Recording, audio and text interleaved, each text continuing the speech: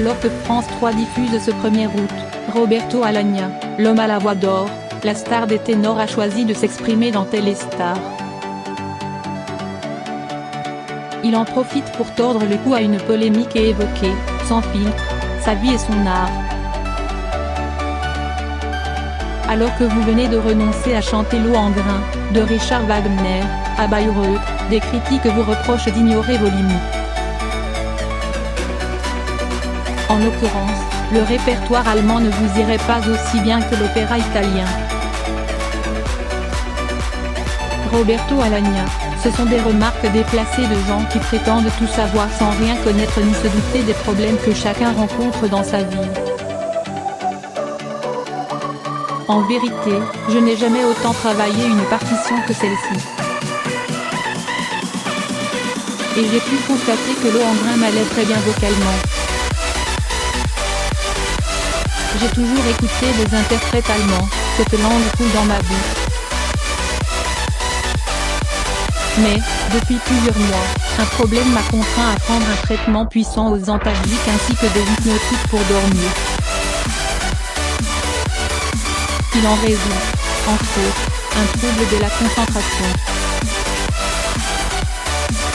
Cela m'handicapant énormément dans les derniers mois très chargés de ma préparation, je n'ai pas voulu me présenter à Bayreuth avec quelques passages que je n'avais pas totalement mémorisés.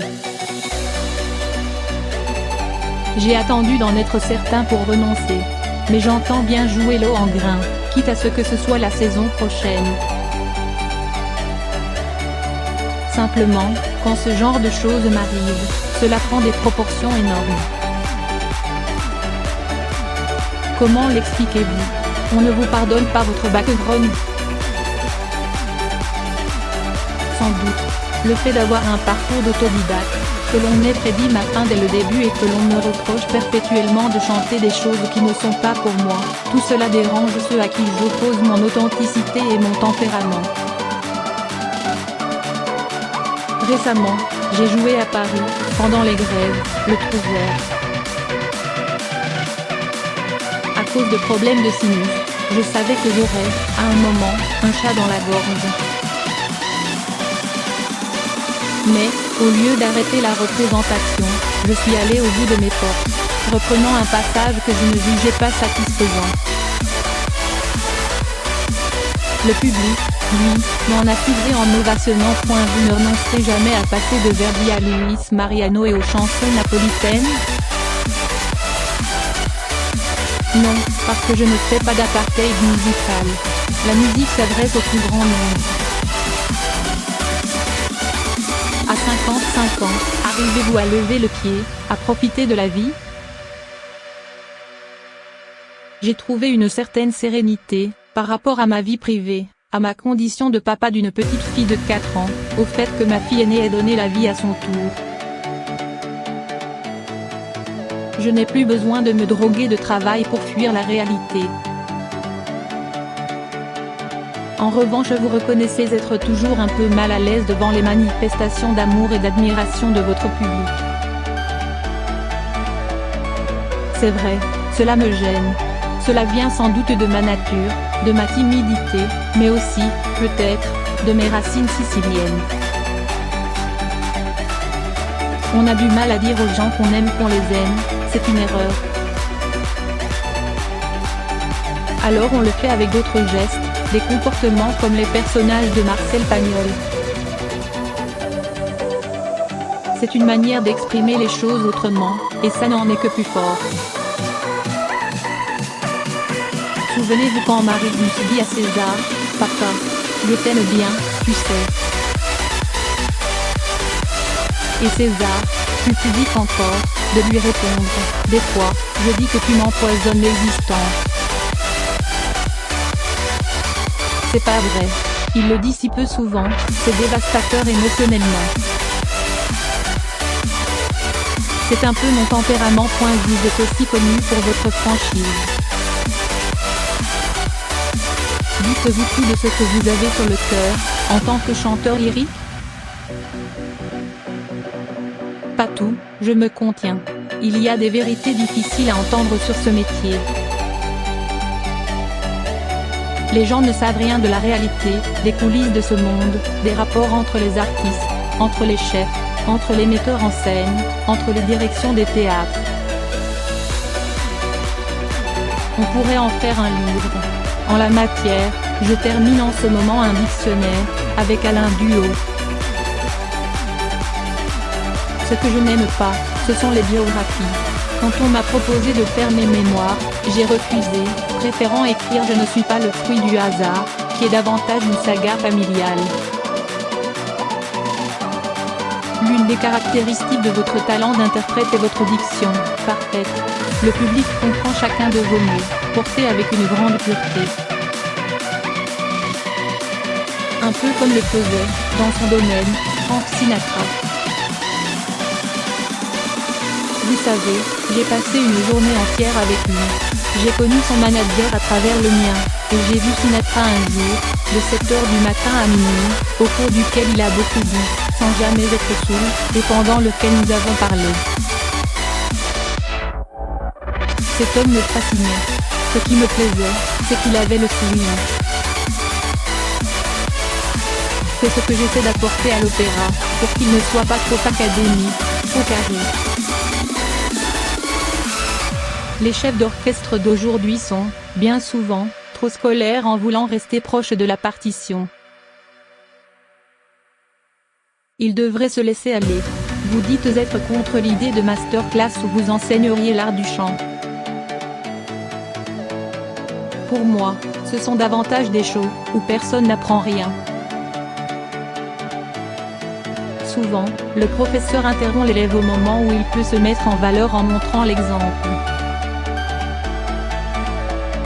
On peut faire un masterclass, éventuellement, sur certaines techniques. Ou coacher, pour aider à se dépasser. Mais sur comment créer le son, je n'y crois pas. Par ailleurs, le vrai chanteur est né pour chanter, comme le sportif de haut niveau pour devenir un champion. C'est la nature qui vous programme. Mais trop de conseils entraînent des bugs. Imaginez si Picasso avait écouté les recommandations, il n'aurait jamais cassé les codes. Je rappelle toujours la formule du grand Giuseppe Di Stefano qui disait « Ne me donnez pas de conseils, je sais me tromper tout seul ». En revanche, vous acceptez toutes les captations de vos prestations, y compris celles qui ne sont pas très propres et que l'on retrouve sur YouTube. Oui, parce que c'est l'authenticité. Lorsque vous faites quelque chose de formaté, ce n'est plus la réalité. Dans le live, ce sont souvent les défauts qui font la beauté de la représentation. Prenez la Calas, son chant était loin d'être parfait, mais c'est ce qui la rendait unique. La voix est rauque, ça casse, le matériau n'est pas toujours bon, mais on s'en fiche et c'est extrêmement touchant. Imaginez si nous avions sur internet des extraits de prestations de la Calas, filmés par des amateurs. Ce serait fort. Il ne faut pas avoir peur de la défaillance, c'est ce qui rend la prestation humaine et, parfois, magique. Je ne veux pas de robot. Un artiste, dans la difficulté, mais qui va jusqu'au bout, c'est comme un match de boxe. J'aime l'image du challenger qui devient un héros. Un peu comme le personnage de Rocky. Avant, on ne gardait des enregistrements que ce qui était parfait et l'on jetait le reste. C'est dommage. Malgré votre statut de star, vous regardez-vous toujours comme un outsider? On est toujours le challenger de soi-même, devant compter avec un instrument, notre voix, mais aussi avec notre santé, notre système nerveux, et l'âge qui avance. C'est une bataille de chaque jour. On ne s'endort jamais sur nos lauriers. On surfe parfois dessus, mais pas longtemps. Vous avez révélé, récemment, que votre métier n'est plus aussi considéré qu'auparavant. Alors que l'opéra n'a jamais été aussi populaire, avec pléthore de festivals, on lui donne de moins en moins de moyens. Quant aux chanteurs, qui était autrefois une diva ou un divo, on ne prend plus soin de lui. Il n'est plus considéré comme une pièce maîtresse de l'opéra. Il fait partie d'un ensemble et n'est pas ménagé. Je me souviens que, lorsque j'ai démarré, même les petits rôles étaient logés à l'hôtel. Aujourd'hui, alors que les cachets ont diminué, plus personne n'est logé, chacun doit prendre en charge la location de son appartement pendant les répétitions et les représentations. Cette profession, qui était privilégiée, s'est précarisée. Même pour les soi-disant *stars plus souriants, vous sortez à la rentrée un disque avec votre épouse, la soprano Alexandra Kurzak. Oui, des duos de Puccini. J'en rêvais depuis longtemps, cela n'avait jamais été fait. Je suis ravie qu'à présent ça le soit.